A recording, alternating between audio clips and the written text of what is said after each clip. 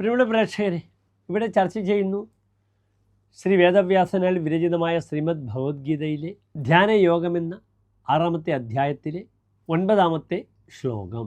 സുഹൃന്മിത്രാര്യുദാസീന മധ്യസ്ഥദ്വേഷബന്ധുഷു സാധുഷ്വപി ച പാപേഷു സമബുദ്ധിർ വിശിഷ്യതേ. ഇനി ശ്ലോകത്തിൻ്റെ പദച്ഛേദം ശ്രദ്ധിക്കുക. സുഹൃന്മിത്രാര്യുദാസീന മധ്യസ്ഥ ദ്വേഷ്യ ബന്ധുഷു സാധുഷു അപി പാപേഷു ച സമബുദ്ധി വിശിഷ്യതേ. ഇനി ശ്ലോകത്തിൻ്റെ അന്വയം ശ്രദ്ധിക്കുക. സുഹൃന്മിത്രാര്യുദാസീന മധ്യസ്ഥ ദ്വേഷ്യ ബന്ധുഷു സാധുഷു അപി പാപേഷു ച സമബുദ്ധി വിശിഷ്യതേ.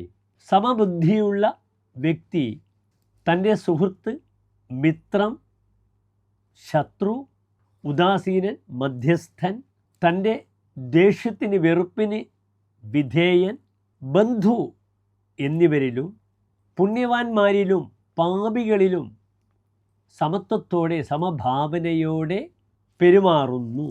ജഡവസ്തുക്കളിൽ എന്ന പോലെ തൻ്റെ സഹജീവികളോടും യോഗാരൂഢൻ സമബുദ്ധിയോടുകൂടി വർത്തിക്കുന്നുവെന്ന് സാരം. നമസ്തേ.